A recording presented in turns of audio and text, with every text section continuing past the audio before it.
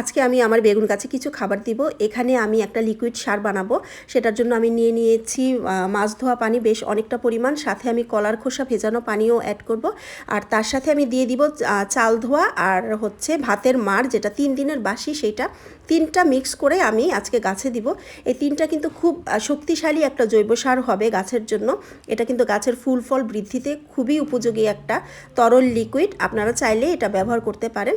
আমি প্রতিটা গাছে পরিমাণ মতো বুঝে বুঝে দিয়ে দিব, খুব বেশি দিব না যাতে নিচ দিয়ে বের হয়ে যায়, আমি গাছের শেকড় পর্যন্ত পৌঁছাতে পারি এমনভাবে দিয়ে দিব। আপনারা যদি বেগুন গাছকে একটু রেগুলার লিকুইড সার তারপরে 15 দিন পর পর জৈব সার প্রয়োগ করেন, তাহলে কিন্তু বেগুন গাছে মানে খুব সুন্দর আপনারা ফলন পাবেন। আপনাদের মানে মন খুশি করার মতো ফলন বেগুন গাছ আপনাদের দিবে। কারণ হচ্ছে বেগুন গাছ খাবার খুব পছন্দ করে, আপনি যত খাবার দিবেন তত আপনাকে সে মন ভরিয়ে ফলন দিবে। এখন আপনারা জৈব সারের মধ্যে হচ্ছে যদি চান গোবর সার দিতে পারেন, ভার্মি কম্পোস্ট দিতে পারেন, পাতা পচা সার দিতে পারেন, আপনাদের কাছে যেটা অ্যাভেলেবেল থাকবে সেটা আপনারা দিতে পারেন, কোনো সমস্যা নেই। আমার বেগুন গাছগুলায় আমি লিকুইড দিয়ে দিচ্ছি, এর কিছুদিন পরে আমি আবার জৈব সার প্রয়োগ করব। আর হচ্ছে আপনারা অন্তত 10 দিন পর পরে একটু ঘরোয়া উপায়ে, মানে খুব বেশি আক্রান্ত হওয়ার আগেই বেগুন গাছে যদি আপনারা একটু কীটনাশক স্প্রে করেন, ঘরোয়া কীটনাশক, তাহলেই কিন্তু মানে পোকামাকড়টা অনেক কমে যাবে।